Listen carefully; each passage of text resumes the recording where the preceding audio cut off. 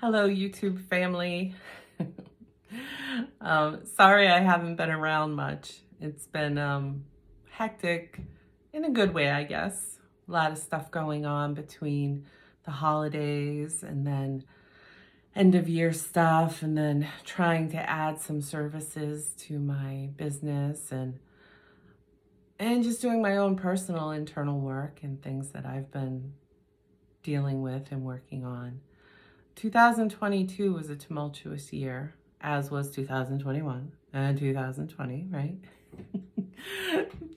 Different reasons, similar but different at the same time.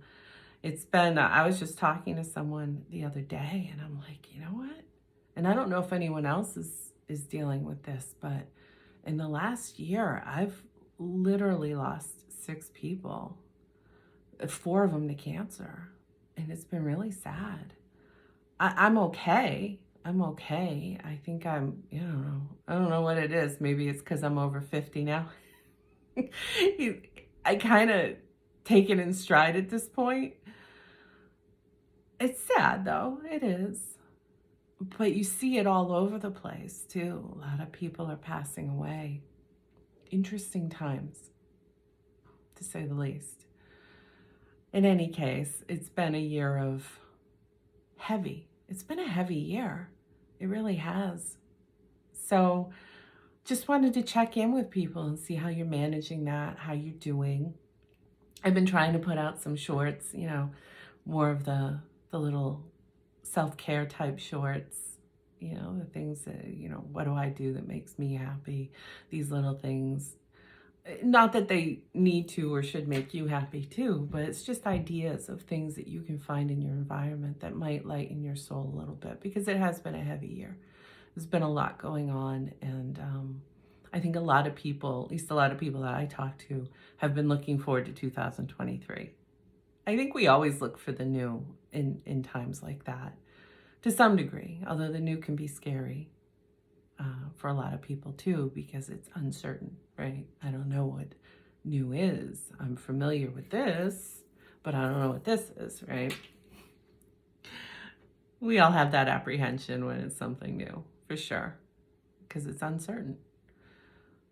That doesn't mean we should avoid it, because sometimes what it holds for us is even better than what we're walking away from. So let's hope that 2023 is like that. And of course, this month has been really slow for me, which is surprising, because the last 3 years have been literally, to quote an 80s movie, just like that. It's been fast. It has. It's So, and this is while still being intentional and trying to be in the moment and mindful. Yeah, it's been really weird. In any case, I'm sure I'm not the only person that feels that way. So if you do, I'd be interested in hearing from you and see what your experience has been. So feel free to leave a comment or something. This is just here to chat. So it would be nice to chat with someone other than myself. Although, I do talk to myself all the time. In fact, I was just talking to my friend about that. She made some meme on, I think, Instagram, where it said, I don't know, actually, it wasn't a meme. She was just putting out a post that said something about how, I don't know, thank God for technology nowadays. So when she's talking to herself in a car, it'll look like she's talking on the phone. I'm like, I do that all the time. Especially if I'm trying to work something out in my head, I like to speak it. Because when you speak it, your brain processes it differently. When you hear it, your brain processes it differently. That's why something like journaling is so helpful for a lot of people, because when you write it, and if you speak it out loud, it gives you an opportunity to really process it from multiple directions, okay? To get like a full perception of it, if you will. And then you can sit there and be like, all right, well, how do I feel about this now that I'm looking at it this way? So just a little life hack, if you will. Journaling isn't just something people tell you to do because it's, breathe, journal, there's efficacy behind it. There's proof that it actually works.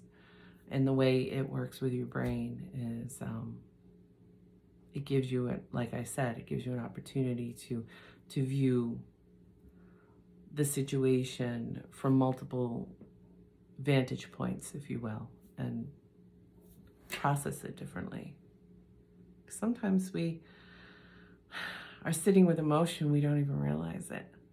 I did that one time when my first job out of grad school. It was a heavy job. I was in residential, and I worked primarily with suicidal and self-injurious population of people. Wonderful people, really wonderful people. And if they ever hear this, I hope you are doing well. I miss you, and I hope you're doing well. In any case, I remember we used to have a Friday consult every week for clinicians that were doing strict DBT work, because that's what we were doing at the time.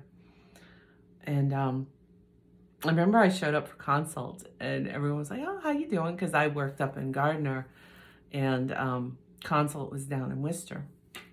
So I didn't see them. Like, in clinicians who were doing residential, you didn't really see each other except for the once a week when you did consult. In any case, I showed up, and they're like, "How you doing?" I'm like, "I'm doing great. I'm having a great day." And we would always open consultation with a mindfulness. So usually like 2 to 5 minutes, depending. And the clinician that was running consult that day wanted to do like a free writing, So, and for anyone who doesn't know what that is, you just take a pen or a piece of paper, and you don't think, you just write. You just write whatever comes out. It's one way to kind of get an idea of what's going on in your head at the moment, because sometimes we don't know. And in my case that day, I had no idea because I thought I was in a good mood. I had just gotten into Worcester from a 45-minute ride, and I was listening to some good tunes on the radio, which always is beneficial for me. I love music. So I got there, I thought I was in a good mood. I'm good. Well, I did my free writing, and I ended up filling 2 pages of basically the F word. I was like, ooh, somebody's angry. Didn't know what I was angry about, but I was angry, clearly. And then that gave me an opportunity to think about it. What am I angry about? So that kind of highlights the importance of feelings, right? Emotions, they're there for a reason. And sometimes they don't feel good. So clearly, whatever it was that I was struggling with, which I know now what it was, some people are better at push through than others, where you can just kind of shut down your emotions and just push through and get through your day and do what you have to do. And apparently I was struggling with an experience that happened that day, and I just didn't deal with it until later. And we can look at that in life and say that happens a lot. It's kind of like when my mother died. I honestly did not take the time to truly grieve her until like 3 years later. It was too hard for me. And not because we were so close, but because it was complicated grief. Because we did not have a good relationship for many reasons. So when that happens in our life, whether it's around abuse or other issues that may happen in your life, sometimes it's easier to distract versus sit with it because it feels so uncomfortable.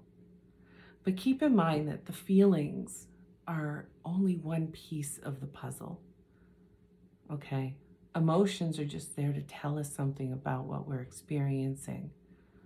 And what we're experiencing could be external, like what's happening in our environment. It could be internal. It could be, what are my thoughts?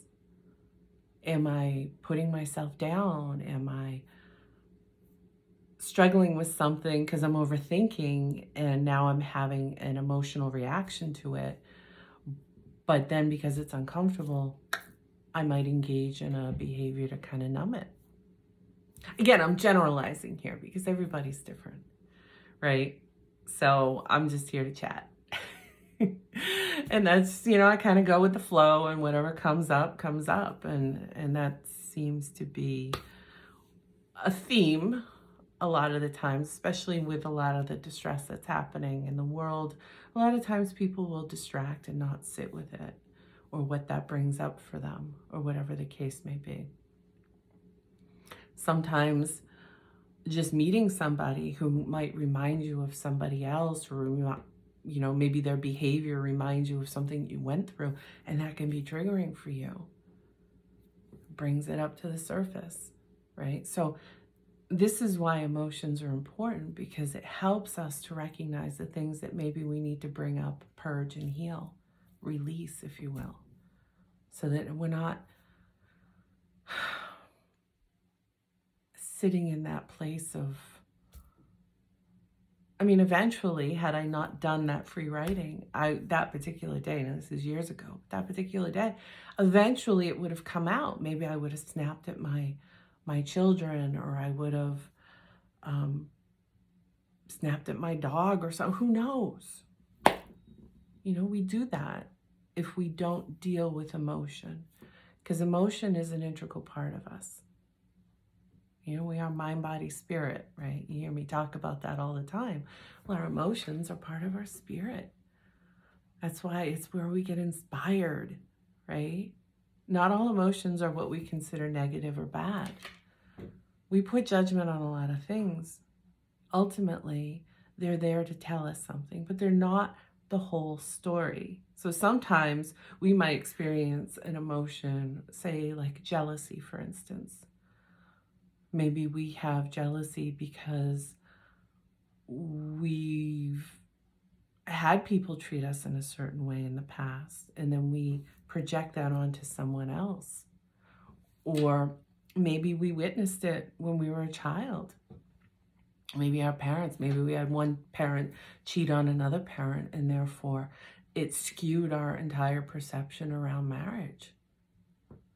And we're jealous. Who knows? Or maybe we're the ones who would engage in that type of behavior, and therefore we assume that everyone else does, and therefore we're jealous. Whatever the case may be. Or maybe you're not, and you're blissfully happy, and God bless you, and I hope you are. Because I think we all strive for something like that, right? We all want to be happy, but I'm just using that as an example. There's multiple reasons why we may feel a certain way, but it doesn't necessarily mean it's the truth, right? Just because something happens and I might feel jealous, which I don't, that's not one of the toxic emotions I've had to deal with in my life. I've had some, but that's not one. I've never felt that insecure about relationships. But that's not a judgment. Everyone has reasons to feel the way they feel. My point with this is that when we feel a certain way, don't just assume that it's accurate, okay? You're feeling that way for a reason, and it needs to be addressed somehow, but it doesn't mean it's actually happening. So just because I might feel jealous, or someone might feel jealous, doesn't mean someone else, excuse me, is cheating on them or doing something like that. However, it might. I don't know, but that's where we need that balance, right? That balance of paying attention to our emotions, being in the moment, and then being able to think clearly about it. So then we have to kind of get out of the emotion in order to be able to think logically, because we think in our frontal cortex area, our frontal lobe. Okay, this is where we use logic. Our emotions are in our amygdala. That's in our center brain. That's like our primal brain, okay? That's why when we get in our feels, if you will, it's really hard to think and problem solve. So if you think of first responders, thank you for your service. First responders, they train and they train and they train and they train. Because when the time comes and they have to pull, they have to deal with traumatic scenes or events, right? I almost got graphic, sorry. And they have to deal with those situations. They go right into their muscle memory, right? Because they did it so much. They train and they train and they train, and they know what they have to do in those moments. They don't have to sit there and think about it because it becomes automatic for them. It's an automatic behavior. So is that repetitious, right? When we repeat things, it becomes automatic. So if we repeat thoughts, they become belief systems, automatic thoughts. If we repeat behaviors, they become automatic behaviors. And that's great when they're healthy and serving us type behaviors and thoughts. Not so great when they're negative, right? So think of something like smoking or drinking. If someone doesn't like how they feel and they cope by drinking, it becomes automatic if it's repetitive, okay? I've talked to people who were trying to do smoking cessation. They wanted to quit smoking, basically, and when they got put into a really stressful situation, they're like, I looked down and I had a cigarette lit in my hand. I don't even know what happened. It's because it became an automatic behavior. You didn't think, you just did, okay? So in certain scenarios, that can really serve us. Other scenarios, not so much, and that's where we really need to be mindful, okay? So back to that mindfulness and the new year and everything else. One of the things that, being goal-oriented, one of the things that I'm going to work on is every month have intentions. Maybe write them down in a journal or something to help with that, working towards the goal, manifesting it, working towards it. Keep myself focused and on point. So that's one way to create mindfulness in your life, at least around goals. But the important thing too with goals is that we want to make sure that they're achievable goals, right? I'm not going to sit there and write for myself that in February, I'm going to become an astronaut, because that's probably setting myself up for disappointment. Although technically it wouldn't, because I really have no desire to be an astronaut. My brother, on the other hand, would love that. I'm cool with 2 feet on Earth, honestly. But, I do love the stars. So I love to stargaze, but I don't necessarily want to fly among them. So, in any case. So be careful when you're setting goals for yourself, because if one of your automatic thoughts that you deal with, and I've talked about this in the past with restructuring your thoughts or working on negative thinking, if one of your thoughts is I'm incompetent or I'm not good enough or things like that, sometimes we can self-sabotage ourselves by setting ourselves up for failure to prove to ourselves that our way of thinking is accurate. That's right, I'm not good enough. See, I couldn't even become an astronaut in February. I'm being silly, but you get my point, right? So in any case, be mindful of that. But that's a big one for me this year, is to really kind of slow time down a little bit by intentionally experiencing each month and maybe having goals around each month and see how that works out for me. So, just a little heads up, maybe that's something you can do too, because when we write it down, journaling, whatever the case may be, again, it gives our brain a chance to process from all different angles. And then sometimes you'll write it down and be like, I don't think so. It sounds different now. We've all had those thoughts. We were like, oh, I have a great idea. And then you say it out loud and you're like, it sounded different in my brain. And that's okay. It's part of being human. We don't have to judge ourselves for that. It's just one more opportunity to learn and grow and move forward. So hopefully 2023 is exciting for you, or at the very least, not as heavy as the last year. Apologies for the phone.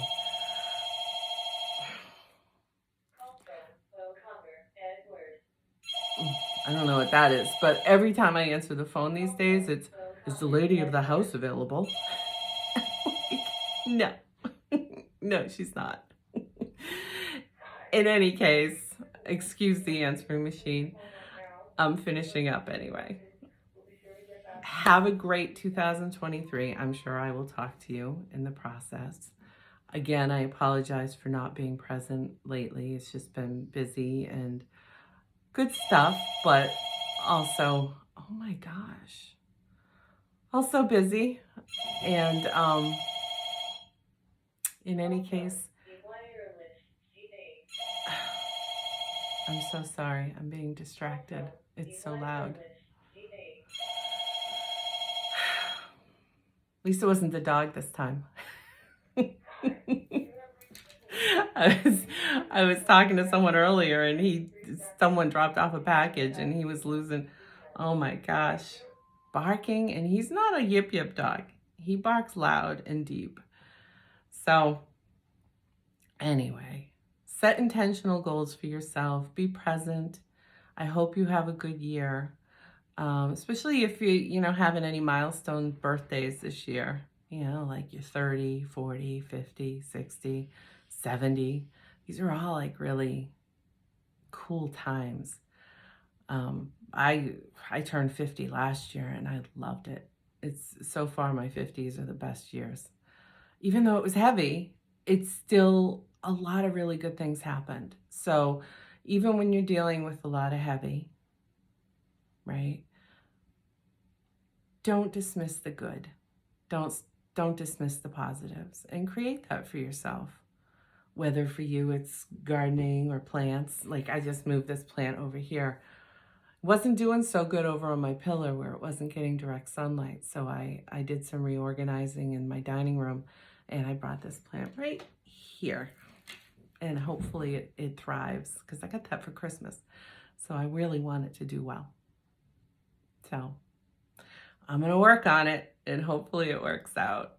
So in any case, February is my birthday month and I'm looking forward to it. I like to take the whole month. So birthdays are really important to me. They're special to me. So if you have any milestone birthdays or just a birthday in general, everyone has a birthday this year at some point. And if it already passed, then happy belated birthday. If it's coming up, I hope you have an amazing day. Amazing birthday filled with celebration and happiness because you're worth it. We all are, right? Birthdays have always been something special to me. And that's my favorite day of the year is my own birthday. I know, I'm counterintuitive. Most people don't like getting older. I love it because I'm embracing the positives. The more you do that, the more you bring into yourself. It's only one piece of the puzzle, just like emotions, but you put these pieces together, all these different pieces, and it creates a different life for you. It can create more positivity in your life when you're aware of the emotions and what they mean and the positives that are happening in your life and creating more and finding a way to find balance in your life where you can build these things in so that when you have a loss or when you have negativity that happens in your life or perceived negativity, right? It helps you work through it. It keeps you more resilient when life isn't all about doom and gloom, okay? And it's easy to fall into that. So especially if you're just sitting on the news or following, and it doesn't matter which news, whether it's what people like to say liberal or conservative, most of us in the world fall somewhere in between, right? We're the happy mediums. It's usually just the loudest voices that are extreme. The majority of people, I believe, and I talk to a lot of people, fall somewhere in the middle.